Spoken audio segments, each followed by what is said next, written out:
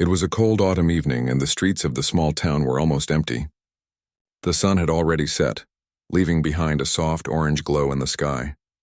Maria stood by her kitchen window holding a warm cup of tea, enjoying the quiet. Her life was simple. She lived alone in a small wooden house on the edge of town. Most evenings were silent like this.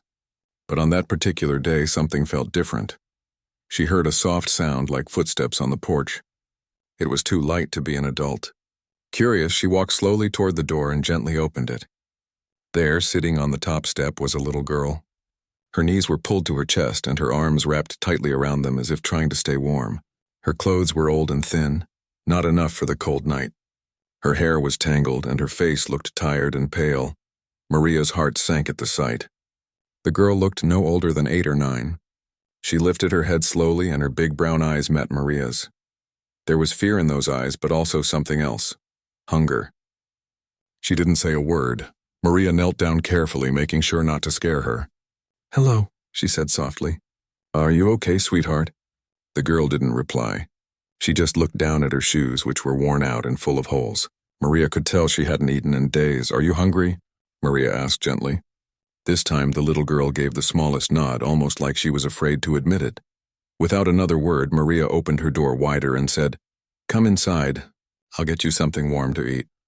At first, the girl didn't move. She stared at the open door like it was a trap, but Maria stayed calm, offering a kind smile. Finally, the little girl stood up slowly and stepped inside. Her tiny hands were shaking. Maria quickly went to the kitchen and heated up a bowl of soup.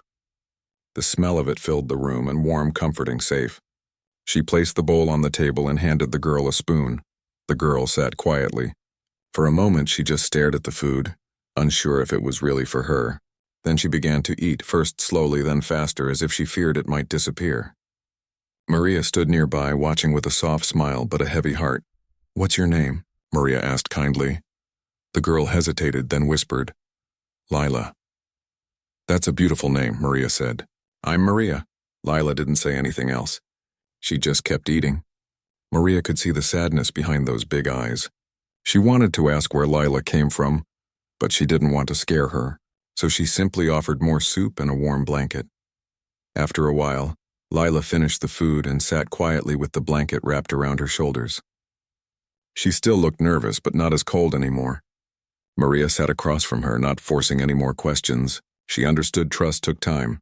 "Would you like some bread too?" Maria asked. Lila nodded again. She ate the bread slowly this time, like someone who hadn't felt safe in a long while. Outside, the wind began to blow stronger. The windows made a soft rattling sound, but inside the house it was warm. Maria lit a small lamp, giving the room a gentle glow. For a moment, Lila looked around, taking in the cozy room, the shelves of books, the warm fireplace, the soft chair near the window. When Maria softly asked, "Where is your home, Lila?" the little girl lowered her head. I don't know," she whispered. Her voice cracked, and Maria could tell she had been through something difficult. But Lila didn't cry. She just held the blanket tighter. Maria wanted to hug her, to tell her everything would be fine, but she didn't want to push. So she sat closer and said softly, "It's okay. You don't have to talk about it if you don't want to." For the next hour, Lila sat by the fireplace warming her hands, and Maria quietly cleaned the kitchen. There was no sound except the soft crackle of the fire. It wasn't loud or busy, and it was peaceful. And for a little girl who had been wandering the streets, peace felt almost like magic. When it was time to go, Lila stood at the door. She held the blanket close but didn't ask to stay. She didn't even say goodbye. She just gave Maria one long, quiet look, a look full of something Maria couldn't quite name. Then she turned and disappeared into the dark night. Maria stood at the door long after Lila was gone, her heart heavy and full at the same time. She didn't know who the girl really was or where she came from. But something told her this wasn't the last time they would meet. The next few days were strange. Maria went through her daily routine, feeding the birds in the morning, working in her small garden, visiting the local shop. But everything reminded her of Lila. She kept wondering if the girl had found a safe place to sleep or if she was still wandering the streets alone. At night, Maria couldn't sleep easily. She kept listening for those soft footsteps on the porch again. She even made extra soup and kept some bread on the counter just in case. Maria wasn't a person who usually let strangers into her life. She lived quietly, away from noise and trouble. But that little girl had left a mark on her heart. It wasn't just pity. It was something deeper. She felt a connection she couldn't explain. One night, as Maria sat reading by the fire, she caught herself looking at the door again. She didn't know if she wanted Lila to come back or if she was just hoping the girl was safe. But deep inside, she felt that their story was not over. Lila was out there somewhere, and somehow Maria knew that the small act of kindness she had shown that night had meant more than she could imagine.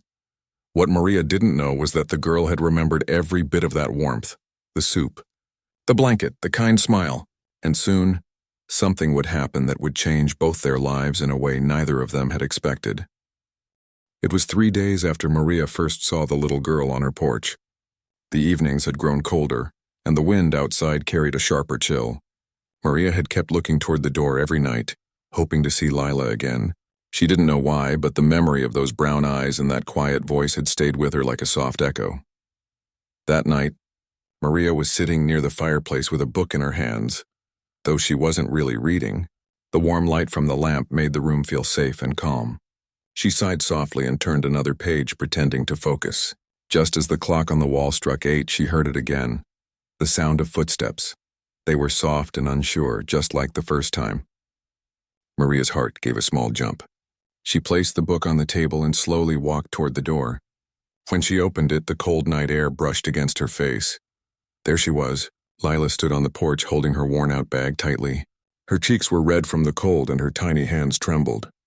But this time she wasn't alone. Beside her stood a woman. She looked thin, tired, and nervous. Her eyes were wide and her hands clutched the bag like it was the only thing she owned in the world. For a moment, none of them spoke. Then Lila took a small step forward. "Maria," she whispered softly. Maria felt a warmth in her chest. "Lila," she said gently, kneeling down a little to meet her eyes. "You came back." Lila nodded, but before Maria could say more, the woman beside her spoke. I'm Anna," she said in a shaky voice. "I'm her mother." Maria looked at her closely. Anna's clothes were old but clean. Her face showed the signs of someone who had faced many hard days. She had a kind look in her eyes, but also a quiet sadness. "I'm sorry to come like this," Anna said quickly, as if afraid Maria might turn them away. "She told me about you. About the food. About how kind you were. I didn't know where else to go." Maria stepped aside and opened the door wider. "Come inside," she said softly. "It's too cold to be standing out here." Anna hesitated for a second, then gently guided Lila inside. The warm air touched their cold faces, and for the first time that night Maria saw a small hint of relief in Anna's eyes. She helped them take off their thin coats and led them to the table. "I made soup," Maria said. "It's warm. Please sit down." Lila looked at her mother with a little spark in her eyes, and together they sat at the table. Maria placed bowls of soup in front of them. Lila didn't wait long before eating. Anna, however, held the spoon carefully, as if she wasn't used to this kindness. "You don't have to say anything," Maria said gently. "Just eat. Warm up first." For a long time no one spoke. Only the sound of the spoons touching the bowls filled the quiet room. Lila smiled for the first time since she arrived, and Maria noticed how her shoulders relaxed a little more with each bite. When they were done, Maria gave them blankets and let them sit near the fireplace. The soft crackle of the fire filled the silence with comfort. Anna finally spoke, her voice quiet and slow. "We didn't have anywhere to go," she said. "We've been living in our car for a while now. It broke down last week. We've been walking from place to place." Maria listened carefully, not interrupting. Anna's hand shook slightly as she spoke. "Lila told me about you. She said you were kind. I didn't know what to do, so I brought her here." Maria nodded slowly. She could see the weight in Anna's eyes, the tiredness of someone who had been strong for too long. "You did the right thing," Maria said softly. Anna looked down. "I know this is too much to ask, but she feels safe here. And I just want her to be safe. We don't have anywhere else to go." Maria felt a lump form in her throat. She wasn't a wealthy woman and she lived a quiet life, but at that moment she couldn't imagine sending them back into the cold. "You can stay here tonight," she said after a moment. "We'll figure things out in the morning." Anna's eyes filled with tears she tried to hide. She nodded quickly. "Thank you. Thank you so much." Lila climbed onto the small couch and wrapped herself in the blanket Maria had given her. Anna sat on the floor beside her, holding her hand. The sight made Maria's heart ache in a soft, deep way. That night, Maria prepared a small room for them. She found extra pillows, warm sheets, and a thick quilt she had kept in the cupboard. She hadn't shared her home with anyone for years, but somehow it felt natural now. Before going to sleep, Maria checked on them one last time. Lila was already asleep, her small face calm and peaceful. Anna was sitting beside her, watching her daughter with quiet love. "She hasn't slept like this in a long time," Anna whispered. Maria smiled softly. "She's safe here." For the first time in many nights, Maria slept with a warm feeling in her heart. The next few days slowly turned into a rhythm. Anna helped around the house, cleaning, cooking, and tending the small garden. Lila followed Maria everywhere, asking questions, helping with little things, and laughing in a way Maria hadn't heard from her before. The sound of that laughter filled the once silent house with life. One afternoon, as they sat on the porch together, Anna spoke again. "I know this isn't our home," she said quietly, "but Lila keeps saying she wants to stay. She feels like this is the first place where she can breathe." Maria looked at Lila, who was chasing a butterfly in the yard. Her smile was bright, her steps light. This was not the same scared little girl who had knocked on her door. She had changed. Anna continued, "I can find work. I don't want to be a burden. But if we could stay here a while longer." Her voice broke a little, but she didn't look away. Maria took a deep breath. She had lived alone for many years. Her days were quiet, sometimes too quiet. She had gotten used to it. But in just a few days, this small family had brought warmth into her home. "Maybe," Maria said softly, "this doesn't have to be just my home anymore." Anna's eyes widened. "You mean?" Maria nodded.